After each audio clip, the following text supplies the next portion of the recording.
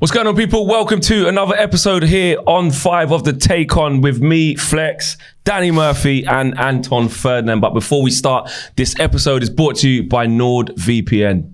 Lads, by the way, I was in the Middle East last week and I used NordVPN to watch all the Premier League games. And it was quick and it was easy. Easy to install, very secure and fast connection. What's not to like? And the best part is NordVPN offers a 30-day money-back guarantee. So if you're not feeling it, you're like, it's not for me, it's fine. It's completely risk-free because it's 30-day money-back guarantee. NordVPN also allows you to switch your device's virtual location with one click, giving you access to sports events around the world, making it a must-have for football fans. Any football all around the world, very, very easy. And for anyone who didn't listen to last week's episode, to grab our huge discount off your NordVPN plan, go to nordvpn.com/thetakeon or click the link in our YouTube description. Our code will also give you 4 additional months for free on 2-year plan. So if you've got a trip away coming up, get ready now by visiting nordvpn.com/thetakeon or by clicking the link in the video description below. It's that easy. Make sure you do not miss a minute of football action. Secure your connection, protect your data, and gain worldwide access with one tap, all with NordVPN.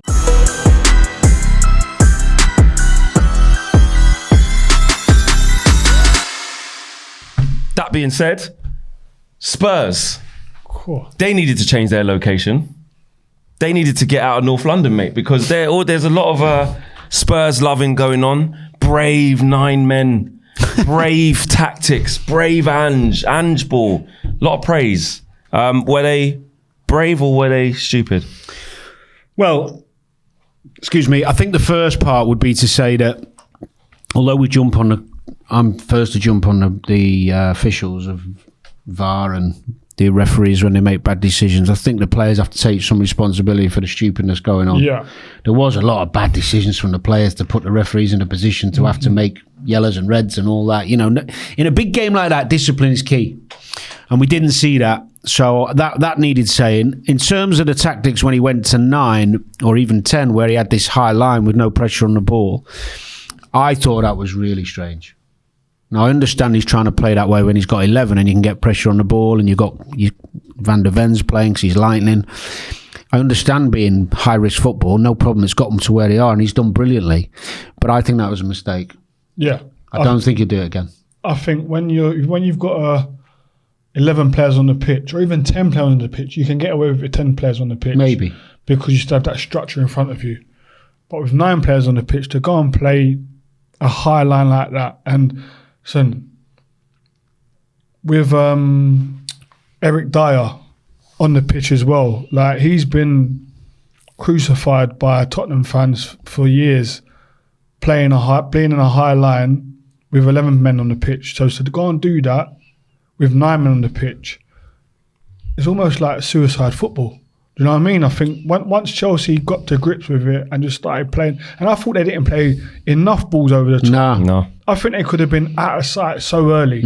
It's almost like, I don't understand how Chelsea didn't realise so quick enough to just keep popping it over. Just play that ball. You know, that one round the corner.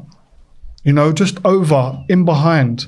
You got people like Raheem Sterling, Jackson, Modric, who are quick. So you don't even have to be quick. That's the thing. You just have to time it. Yeah, exactly. You just have to time it. It was a strange one, and I think, look, there were some that you were just talking about. Some of the things that have been said around the media and fans about the game. I think those 9 players who were on the pitch, by the way, the physical output, the effort to try and do as they were asked. They fault that. They nearly got back to 2-2. Yeah. And the reason the fans stayed, I was at the game, the reason the fans stayed behind after to applaud them is they could see that those players gave everything. Yeah. You know, Son had the chance at 2-1. Yeah. They had the one Bentancur on the back post. Dyer had one disallowed, foot offside. It says a lot about Chelsea, by the way. It does, and that's the point I was getting at, actually, is that Chelsea's management of the game, to not work it out quicker. Yes, they won 4-1. I know you look back at 4-1, it looks easy. 2-1 up against 9, and they should have equalised. They could have been. That would have been an embarrassment. But they have got a job done. It will give them confidence. But I think it's. I do like Poch. And I know they got young players going to take some time, but that wasn't as pleasing a performance, even though they won for me. If I was Chelsea, I'd be thinking, no, Nicolas Jackson. The leaders? Nicolas Jackson, you kind of feel it because I've never seen a player get a hat-trick and people are kind of saying he was worse than before he got the hat-trick. It was really surreal because... Oh, who said that? Like people were sort of clowning him, saying, oh, look at him celebrating, tap-ins, and then when he gets chances that he needs to score, he doesn't, but, it's against 9 men and you're doing all that. And I'm with you, look, the guy scored his goals. Yeah. The guy scored his goals. Even when he went round the goalkeeper, it didn't look proper. Yeah, it didn't look proper. Well, I think he was thinking of going to pass it. Yeah. And the keeper tried to guess the pass, so then he got himself back, he's on goal. But for me, I think I think he was a stupid move. I don't see why anyone's praising going down to 9 men and playing in that way. If you look at Chelsea, any Chelsea fan will tell you what they struggle with. Low block, people sitting off. Chelsea, I'm telling you now, would not have had a clue what to do if Ange would have actually copied your guy Klopp. As soon as he went down to 9 men at Spurs, what did he do? I'm going to put 5 defenders there and I'm going to put 3 in front of that. And Spurs, for most of it, until Matip scored an own goal, had no idea what to do. And this Chelsea side that's void of confidence. Brentford went there last week, sat back, compact. They would have had a much better chance at seeing it out than that. And I think... I do tend to agree with you, but just one thing on this, because I think this is where the argument would come. Would they have got the 2 set plays or the breakaway with Son? I think they would have done. Without going high. I think Chelsea are that bad. Maybe. Honestly, I think Chelsea would have been that bad and that frustrated at not being able to get in there. Say. Yeah, and he says he can. He said even if it went down to 5 men, he'll keep playing the same. Listen, that's fine. I dare him to do it. I dare him to dare to do. There you go. That's the Spurs motto. It is. I dare him to keep doing that when the chips are down, and I dare him to do it when he ain't got the players to do it as well. And he will do. And listen, fair play to him, because it takes some bottle to do that and to go, do you know what? This is the way we play. And we're going to continue to do it. I don't agree with fair play to him. I think it's stupid. I think he look at it and think, I won't do that again. Do you think, even though he's saying I'll play exactly the same way again? Do you know what? Because I think he will be just as stubborn. Do you know what this has shown? He ain't got a plan B. He's only got one way, which can be dangerous. Are we not being overcritical? No, Danny, I don't mean of the tactics. I mean of, like, sometimes a manager will make a decision like that, and we all agree that it was the wrong one. But they've done so well to get to this point. They've lost the game. Silly discipline, 2 sendings off.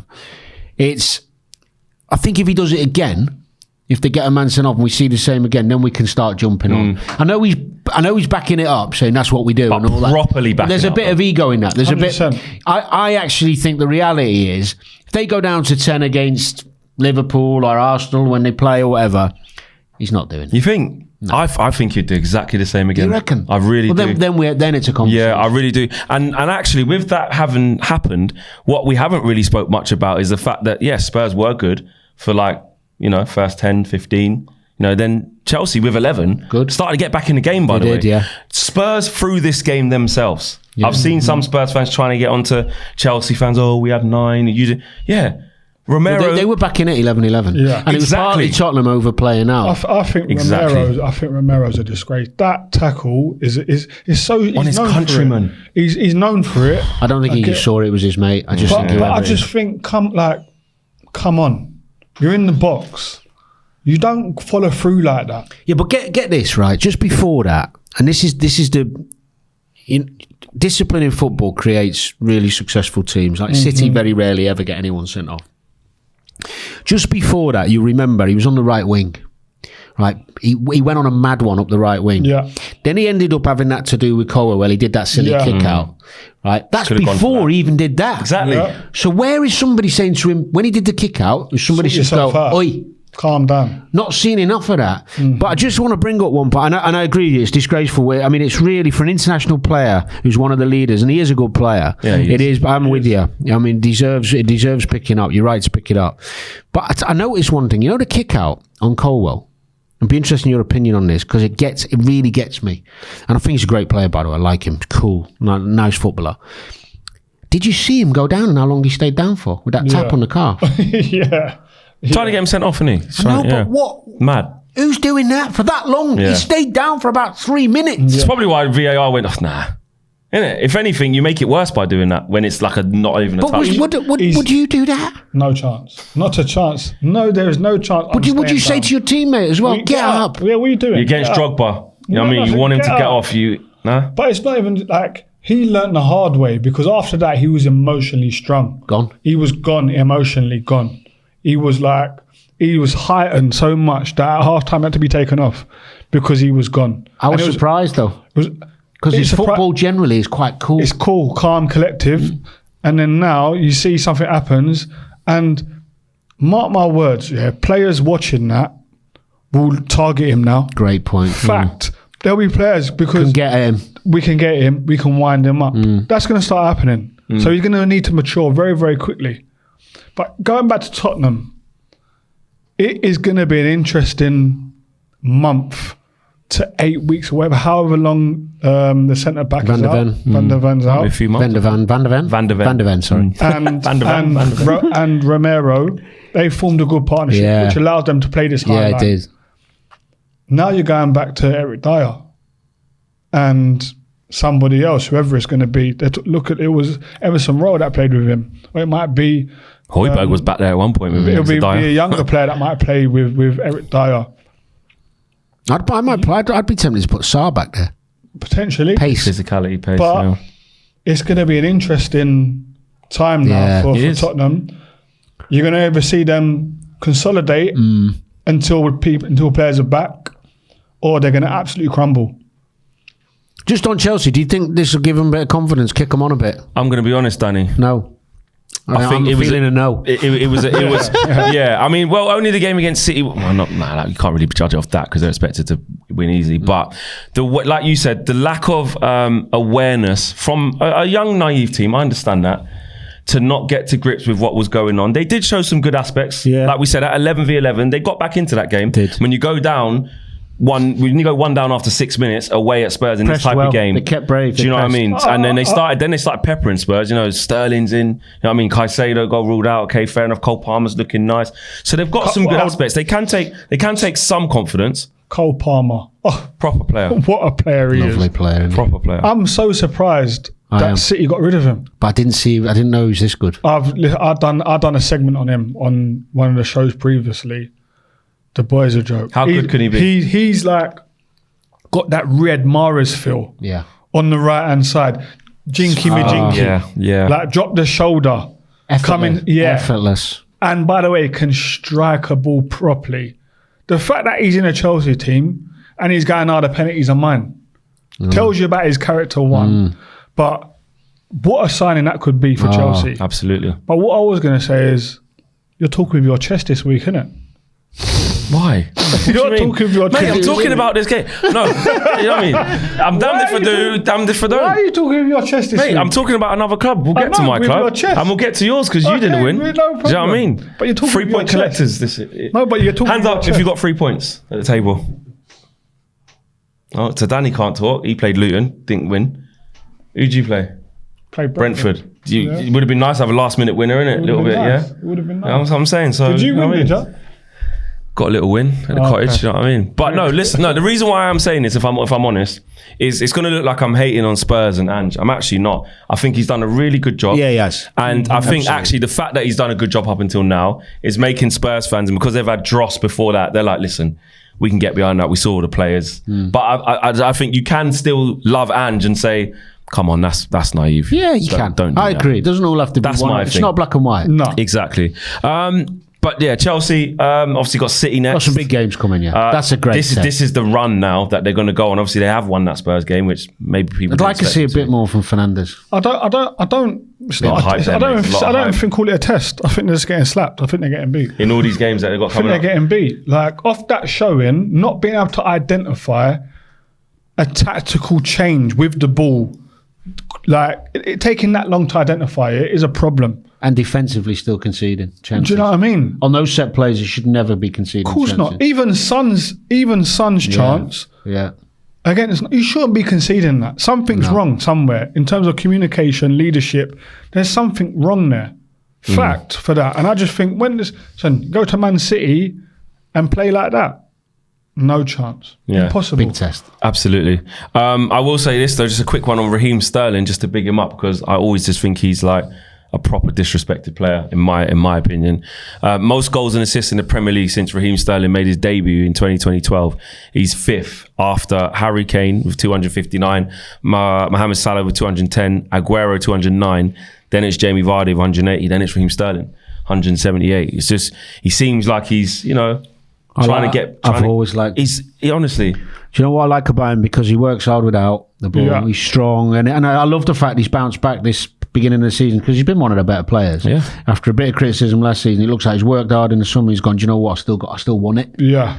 And with everything he's won and done in the game, says a lot about his character. I don't know him, but he looks like a proper lad. He's resilient. Yeah. Very, very resilient. And he's been one of England's best players for years. Of course he is. I've said this In an so many England times, shirt, he's 100%. disrespected. In an England 100%. shirt, he's disrespected. Chelsea shirt is now people now starting to give him his flowers. Understand and get last year because he was below par. Well, everyone was, weren't they? For what they thought they were getting because of what they saw at Man City. But now he say he's gone away in the summer. He's worked hard. And if there's anything for anyone watching, that's young aspiring footballers that are watching this show, and we're talking about Raheem, he is the blueprint. People might say you've been rubbish, you ain't good enough.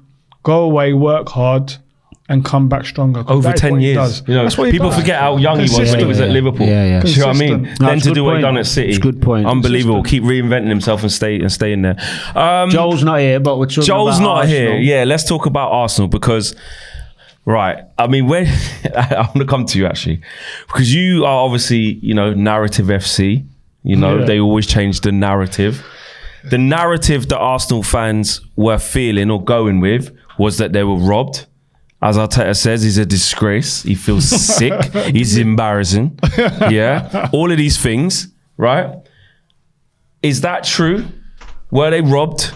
Was it embarrassing? Did it make you feel sick? Or do you feel some narrative FC? Where's Anton at with this? I think it was swings and roundabouts in terms of the VAR and stuff like that, in terms of red cards, yellow cards, and bad decisions with tackles and off the ball situations. Yeah. 100%.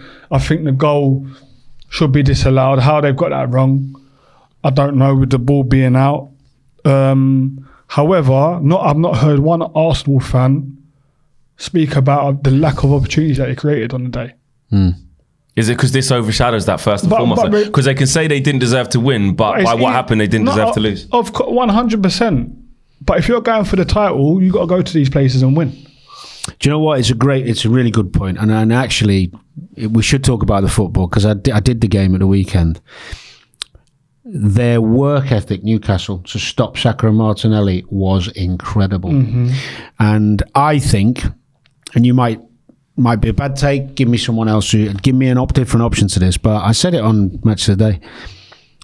When Almiron and Gordon are playing wide, there's no wingers in the Premier League who work harder than them two to help their fullbacks out. No, I can get behind that. None. Almiron's possessed. Don't just mean the press. Yeah. I'm on about everything that way. Yeah. And every time Saka and Martinelli got the ball, apart from maybe once or twice, they didn't have a one-on-one. When you look up as well, don't matter how good you are, you just see bodies, you're going back out. Of course you are. And on the odd occasion they did, and the fullbacks, Livramento did well, it was an exhibition on how to stop Arsenal. So they nullified them. Did they? How much of that was Arsenal, and Nketiah up front instead of Jesus? I think Odegaard was a bigger miss than Jorginho in there. Jesus. I think Odegaard was a bigger miss. But Jesus is more physical than Nketiah. Yeah, I get it. You need someone. And this is what I mean by narrative FC. The week before, Nketiah is the best thing. Best thing. Scored hat-trick. Best thing. I like Nketiah. on I the like phone. him. He was ringing someone. No, but I like him. I like him. Nah, exactly. I do as well. I think he gets disrespected as well. I think it showed how important Odegaard is to them as well. Absolutely. But I think also Gordon needs his flowers. Last year, everyone, a waste of money. Why are they paying that money? Yeah, he was getting that. And he was remember he got dragged off because he didn't listen to Eddie Howe. And he got dragged off. Sub to sub. Yeah, exactly. And as a footballer, when that happens, it's game over, really. Yeah, but it wasn't about ability. That was just about not. But your ego don't like that at all. But to come back this year, and he's bought in to what Eddie Howe wants him to do, and he's thriving it. Like you said, works hard both ways. No one questions his ability going forward, but they question his mentality defensively.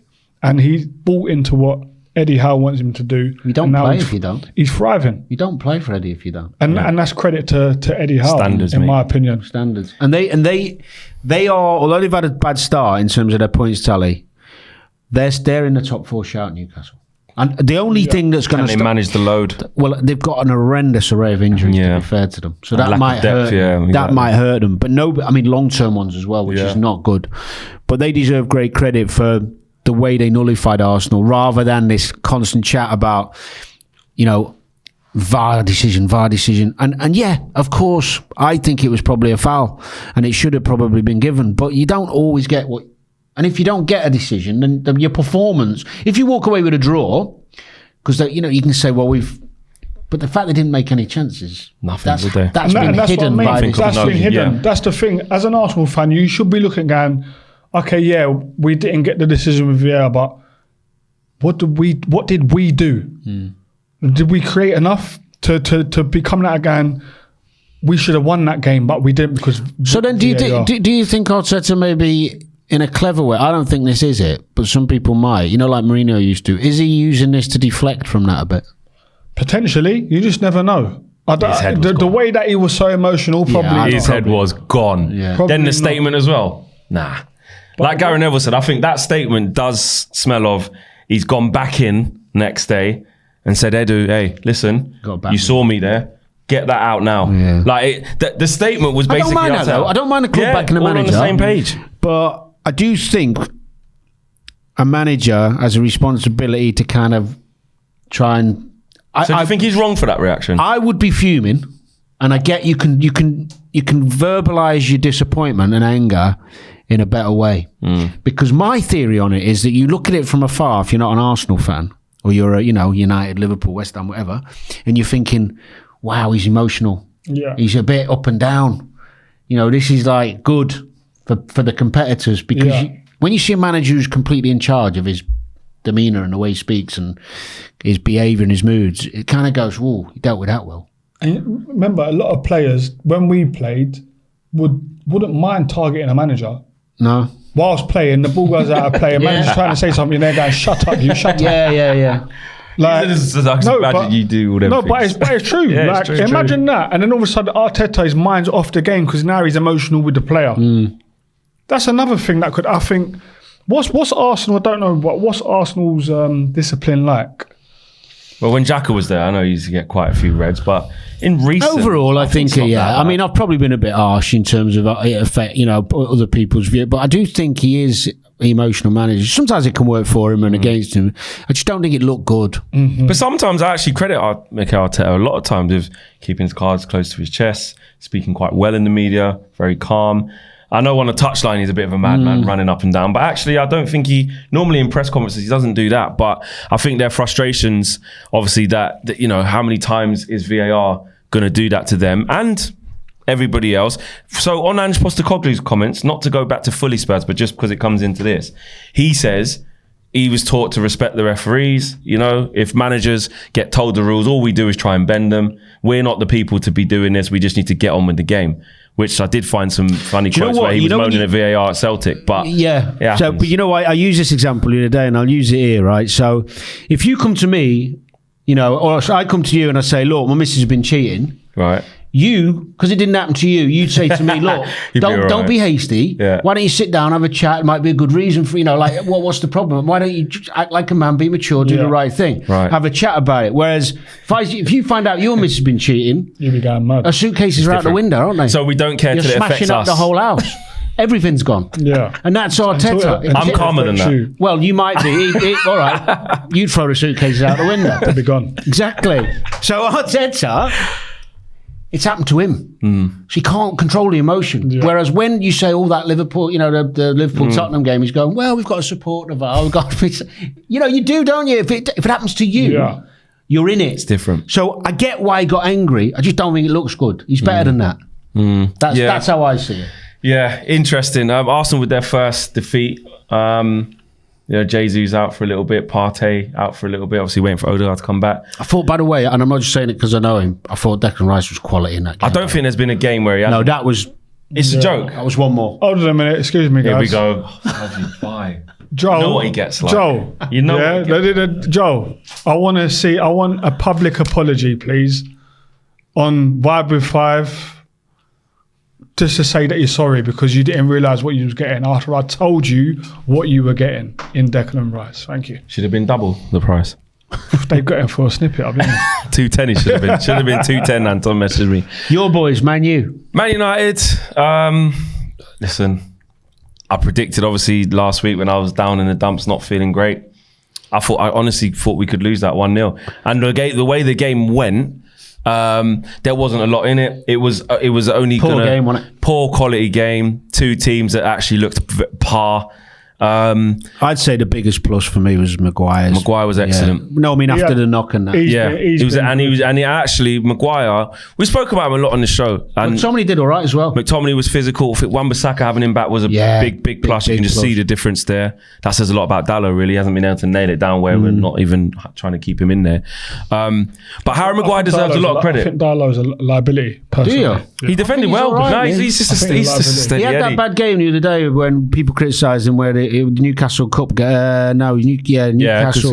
Joe Willock kept running off him. Yeah, and I think he was knackered. I think he's played that much so many recently. games. But I also got to say, it's not an easy one. But although Bruno's not on top of his game, to shut people up with that finish and let's stay on, even people like me, because I've dug him out. And me, I was saying get him off. I've dug him out for his his behaviour and his defending and stuff. But resilience, I love seeing resilience in players. You know where they go, I'll keep going. And I'll make something happen. Do you love seeing resilience that much that you'd flip that quickly like Rio did from saying about captaincy and stuff to then going my captain? But Rio didn't flip though. He said he wouldn't take it off him in the first place. He did. Who are you going to give it to? He stuck with the guns. To be fair to him. He did. So no, I get that argument not taking the captain's job because of the lack of other options. We went through it last week. Exactly, you can't. I just think I don't think he had captain. He is my captain because he's the captain. Okay. He didn't actually have a great second half. No one else. Mate, before that, but you can't take him off because that's what he can You can't. do. I'll be honest. I'll be 100% honest because there'll be people here who were watching United View at the time when I was on the live stream.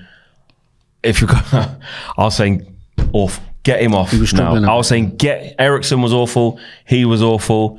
Antony. This is what I'm saying. Right. No, but I'm saying, so these, I gave it to everyone, but in particular, Let's Bruno, go the back captain, a few shows then. Is Jared Bowen better than Antony? I've said that millions of times. Yeah. listen. I thought you disagreed. No. I didn't Do you disagree. know when I knew? Do you know when I knew it was? Do you know when I knew it was done? When he done the skill and it went off, and he had a guy the lino. Yeah. That's when you know. That's when you know. He tried. And that was ages ago. That was a clip that's just come back was it? now. Oh, okay. That was against Robinson, but that was at Old Trafford. That was last season. okay. I See thought what it the was the same media do, thing. try the narrative, but really the narrative he's shit. So he's bad. No, he's bad. He's bad. I do feel for him. He's actually, obviously, I don't think he's that good anyway. But on Sancho top of that, he's obviously got like other stuff going on as well. And like what we're seeing there is he's just way out of it, way past it. Even down to tonight, Copenhagen away, tough game. If you don't win, you ain't going to go through.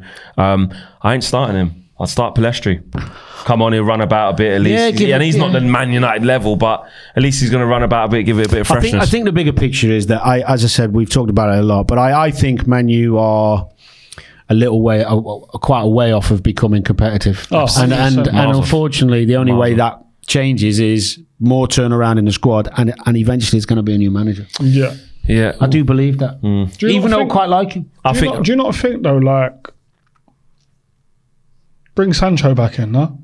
No, Anton. Not? Stop trying to poke the bear. No, No, you're not going to get They could do with him. That's what I'm saying. You're saying about Antony that has been disastrous. Yeah. If he gave Jadon Sancho as much chance as he given I think you get more. I think you get playing more. before when he plays. Let's not act like he's lit up and done loads. Let's not do it, Anton. Let's not do that. You could do with him. Revisionism is great. No, let's just let someone break the rules in because we're desperate. Say let's come back. He's been dealt with. Yeah, that's great for the rules. Yeah, no, he hasn't because he has been dealt with. He hasn't. Let's get to West Ham. No, I'm joking, not yet. Bruno Fernandes has been directly involved in 33 more goals than any other Manchester United player since he made his debut for the club. 200 games, 67 goals, 55 assists, and he scored 4 stoppage time goals. And on Harry Maguire, he had the most touches, most passes into the final third, most duel ones, most clearances, and most aerial duels won as well. So he's come through what he's come through. Can I just say on Harry Maguire, and I've been a big critic of him. The way he showed resilience and come back and top draw, he's starting to show the performances as to why he's playing for it and been in the England squad has been very, very good, I have to say. I still think to go and win the league, you wouldn't have him in your teim. No, I agree. I don't think. I think that's fair. But I think to show the resilience that he showed after being a scapegoat, and I hold man's up on one of them who has been very critical of him. You know, listen, he deserves his flowers because he's doing well at the moment. Do you know how mad it is right now with Harry Maguire? It's even one further than that. He's gone from being probably bottom of the pile where, like, even if Luke Shaw's fit over you, he'll play. We got Johnny Evans in, mate, he'll play over you. He's the number 1 starting centre-back.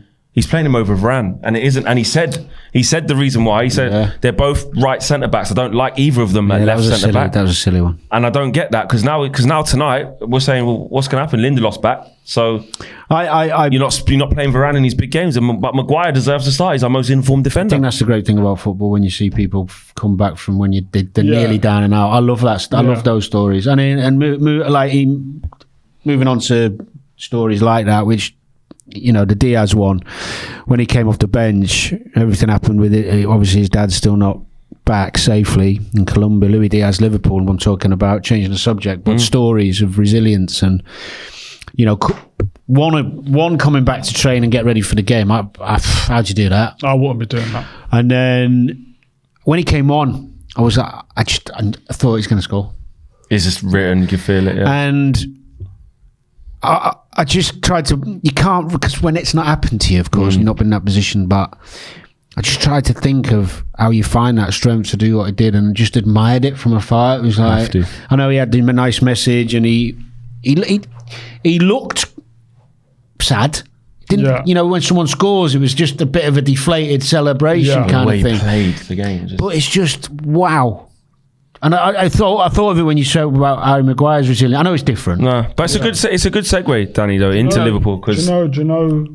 See, like when I don't know for you, Murph, but see, like when the stuff was ever going on off the pitch for me, football's always my get out. Yeah, 100%. It was always my release. Always that 2.5 hours training. 100%. Training ground. I didn't think about what was going on.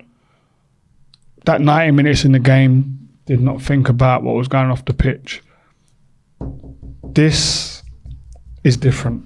You think? 100%. Would you have been able to do that? But everyone's different now, aren't they? Like, yeah, everyone's different. Would you have been able to do that? I'd struggle. Like, I can only go to losing my mum. When my mum passed away, it was the first time football wasn't my get out, and I struggled and I panicked because I know I didn't feel like I had anywhere to go. This must be something like that. It has to be. But it just shows you the resilience and the mental strength of this guy to come, not just score the goal, but the way he came on and took to the game, the way he took the ball. He done his normal stuff. Proper player, isn't he? He's a joke. He's unbelievable. Yeah. I actually, the draw. It's not a good result for Liverpool, but they made enough chance. They should have won. It's actually not a big deal. For me and for most supporters, it was. They didn't want to lose the game. It became more of a big deal then. But the fact they got a point, didn't play that well, but missed some chances. We know we talk about Núñez and all that, but I just think the story was him. And fingers crossed. Agreed. That was a bit of a exciting game actually at Kenilworth Road. But we can't finish without, holding you accountable. You don't think you're getting out of here because you always got so much to say when everyone's holding L's, right? Brentford beat West Ham in a comeback thriller. And I want you to know this stat before you give your opinion very quickly. Okay. Brentford have won every Premier League game that they have played against West Ham. Yes, they have. You ain't even beaten them. Brentford are now unbeaten in each of their last 14 Premier League London derbies. Look at that. They're the Kings of London, mate, not you. Okay, I'll give you that. They ain't been the best team that we played against. We ain't had a good time against Brentford, and that clearly shows. But I tell you what, if Antonio leaves that to Ben Rama and we go 3-1 up, yeah, it's game over. It's game over. What was he thinking? I don't know. I think because he hasn't scored for a little bit as a striker, you want that goal, which I get and understand. But Benny, man, against his former club, tapping. Yeah, that was a mad one. And but your guy though, because I remember when you interviewed him when he come and Kudus said, "I want to be a showman. I want to entertain the fans." At the moment, that's potentially goal of the season. It's a joke. The way, come on. Listen, I just love the fact that David Moyes is trying to fit all of them in the team at the same time. And I think it's fantastic. It's going away from what people say, he's a negative manager.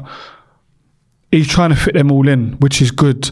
And shout out to Jared, the first Premier League player to score 6 games away from home in the Premier League, back to back, ever. He's solid. He's breaking records. We'll come from him in summer, please. United? Sign that new deal, but everyone's got their price. United? Yep. Nah, why would you go United? United ruin players at the moment. Mate, rebuild. They ruin players. But I couldn't let you get away with that anyway, so we had to. But listen, we're having a bad time at the moment. We are going for a sticky patch. But it's not awful. Like, you're losing by a small margin. You still, it ain't the worst. I just can't wait for the watch along with me and you when we play each other. I just like seeing you lose. So there you have it. We've all had our takes. We've all had to be quite opinionated. Anton's had to hold it as well. It's not 3-point collected. It's been a bit more quiet. You know what I mean? You spoke with your chest for the first time in weeks. Yeah. Listen, I don't know when the next L. Exactly. I don't know when the next L's coming. We'll play tonight, so you know what I'm saying. I got to enjoy it. Anyway, smash a like on the video. Subscribe to Vibe with 5 if you haven't done so already. And we'll see you same time, same place next week. Peace.